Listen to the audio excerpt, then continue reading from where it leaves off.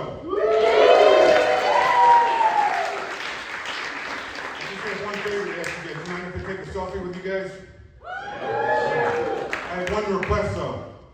Laugh and pretend like you're laughing at my jokes, like they're funny.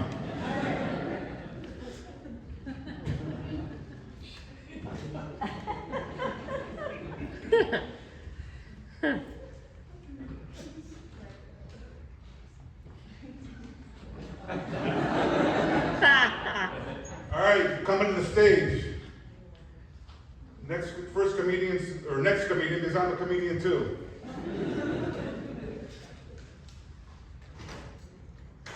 She's been seen on The View, clubs all over New York. Was even on Saturday Night Live and The Sopranos. Give her Ellen Orchid.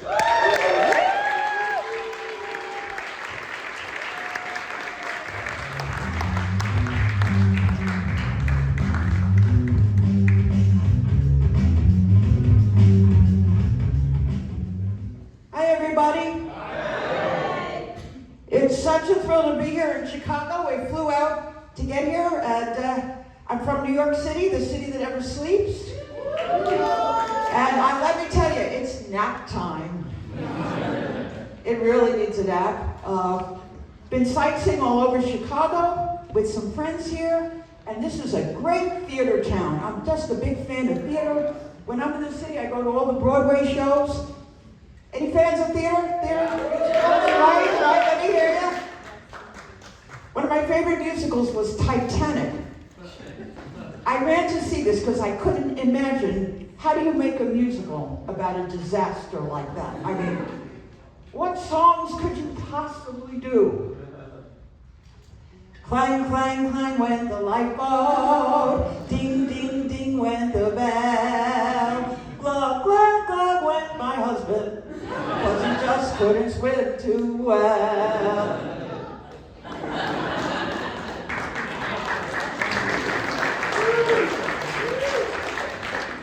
Do you see that iceberg? It made me wonder, what awful subject are they going to make a musical about next? Melanoma, the musical. I had a mole, I had it removed, mama. It wasn't benign, papa. And 'cause it wasn't benign, the future's not fine. I don't have much time.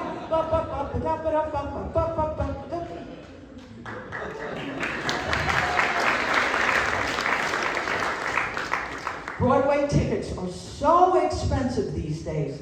Ridiculous. Here's a tip. Don't go to the theater when you're tired. I once did. I took a $200 nap. There's a musical playing now. It's called Maybe Happy Ending. The top ticket, $400. For that kind of dough, I want a guaranteed happy ending. George Clooney was on Broadway. Top tickets, $900. For that kind of money, I want to watch the show from George's lap. And go home with him and her mom. Last week I was in a Broadway theater, and in the lobby there's this sign, attention. This show contains loud noise, flashing lights, smoke effects. I'm thinking that is very nice, they're trying to warn us. But we all just came through Times Square. Flashing lights. I already had my seizure, I'm good. I saw Elmo French kissing the naked cowboy. We're fine. Yeah. I'm divorced. It's working. Yay! Any divorced people here? Yeah? How's it going? Not yet? Well, look, nobody wants to get divorced, but if you have to, it's so great to get that get out of jail card. Money well spent. I used a Groupon, but still. As they say in Star Wars, may divorce be with you. Instead of the word divorce, I'd rather say certified pre-owned. Every year, I celebrate the anniversary of my divorce. I watch my wedding video backwards. It's great. great. It's therapeutic. It's an undoing. First, you see the bouquet flying back into my hand. We take the rings off. We look at each other and say, do I? Then I speed it up and I go, run, Ellen, run! There goes the bride. It's really working. Our divorce is the envy of our friends. My ex and I, we look at each other. We know we would divorce each other all over again. Our friends say, how do you keep the spark so dead? Marriage. It started with the courtship, and that ship was headed right to court. It's a legal contract, right? For better, for worse, richer or poorer, sickness or health. What other contract would you sign where you agree to contradictory terms? Right? I wanted better, richer, and health. I swear that's what I circled. Well, at least we had 2 children, and I am very grateful for that. Parents, we have parents here today? There you go. Give yourselves a round of applause. Hardest job in the world. Right? And the hours are terrible. Those of you that are not parents, raise your hand, let me see. What do you do for aggravation?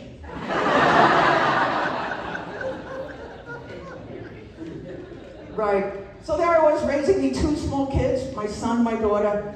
Women would always come up to me and say, enjoy them while they're young. It goes so fast. Fast. It was going like a snail on Valium. My sister said, Ellen, stop complaining. You blink and they're in college. I tried it.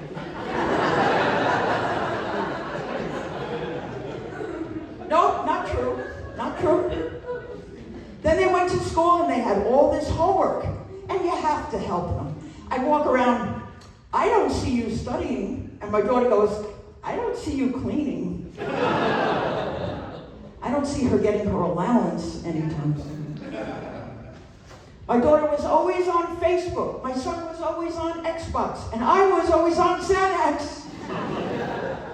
That stays in the room, right? Yeah. Every year we had the science fair.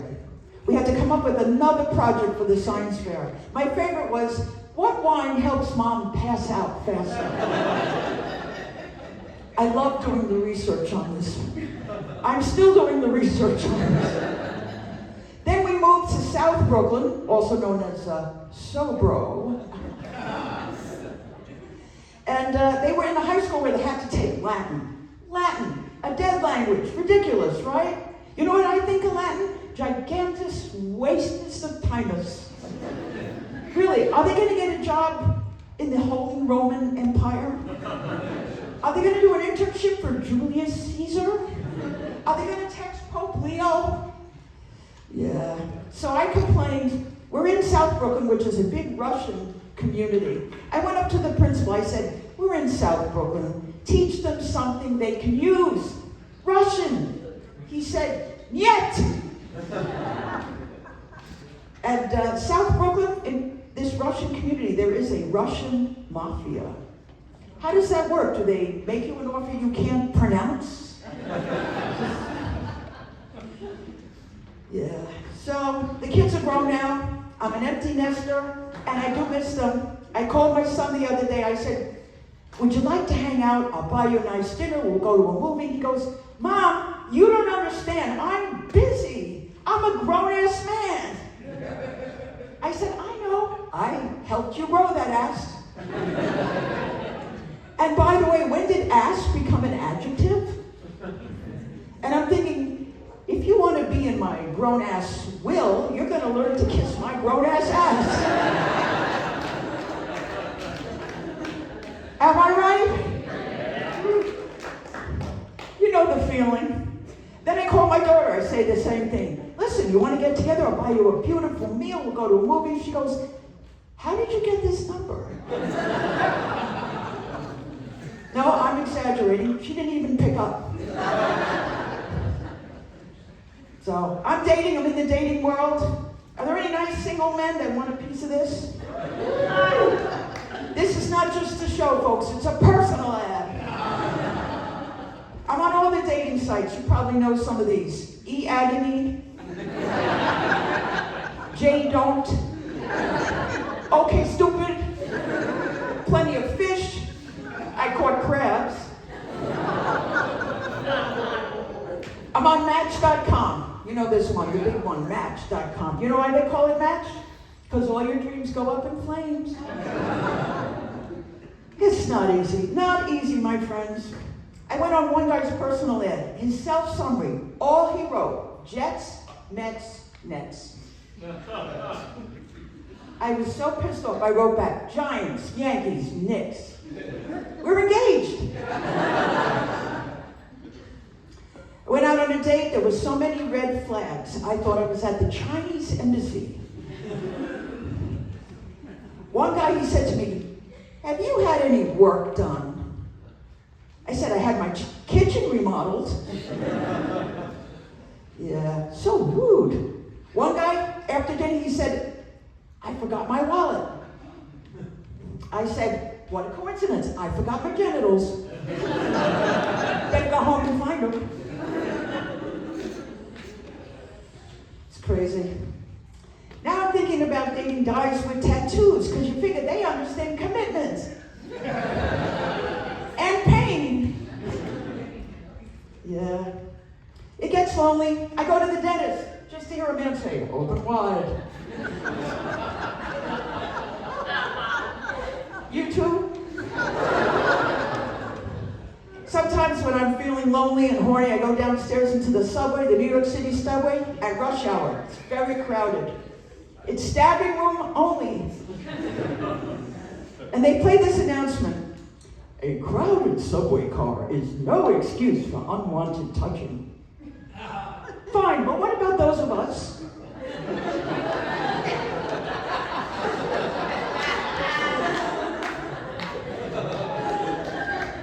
Want a little unwanted touching. There should be a wanted touching car. The caboose, if you will. Wouldn't that be wonderful? Yeah. I'm from Brooklyn originally, Brooklyn, New York. Any Brooklyn in the house, by any chance? No, that's all right. I'm from a neighborhood with a very cheerful name, Gravesend. Yes, me too. What? Mom! Gravesend, Brooklyn. Who thought of naming this? How do you promote a place like this? Life moving too fast for you. Come to Gravesend, we'll slow it down. It was an Italian neighborhood. I grew up on Avenue X. Even the street was in the witness protection program. My parents were high school teachers. My mom taught math, my father taught English. I think they got together and said, let's have a kid and see how she does on the SATs. There was a lot of pressure to do good in school, well in school. No, they didn't hit me, they just taught me to hit myself. Our house was full of school supplies growing up. When my parents married, I think they registered at Staples. Some little girls have a baby doll to play with. I had Kathy the calculator. Some girls are born with a silver spoon in their mouth. I had a number 2 pencil. Yeah, they would teach me at home and then send me for extra tutoring. They sent me to a place called Kaplan's. Have you ever heard of Kaplan's? Now it's a very successful international tutoring company. But when I went there, I am so old. My teacher was Stanley H. Kaplan himself. He was a great teacher. That's like learning Hebrew from Moses. So I ended up being a good student, but such a nerd, the boys didn't like me. I had to beat them on with a stick. And nobody asked me to the prom, but I refused to go alone. I brought a book. Now I live in Manhattan in a studio apartment, very small. That's all I can afford. It's ridiculously expensive. Anybody here in the studio? Right? My place needs a paint job, but I can't afford to lose the square footage. Right? And when you're in a studio, there's a lot of things you cannot do. I mean, I can't shop at Costco. I can't buy in bulk. If I come home with a pack of toilet paper, 16 rolls, something else has to go, like the toilet. I have to have toilet paper faxed to me, one sheet at a time. It's put a real crimp in my social life. I can't have a threesome. There's barely room for a one-some. If I want to date twins, it's Scott, come on in. Steve, wait in the hall. My latest threesome was me and Ben and Jerry. I have a Murphy bed. You know what that is? It folds up. I also have a Murphy shower, a Murphy dresser, a Murphy sink, a Murphy fridge, a Murphy dog, and a Murphy cat. Of course, the cat is a short hair. I'd like to close with something a little different, real quick, an impression for you of a television set.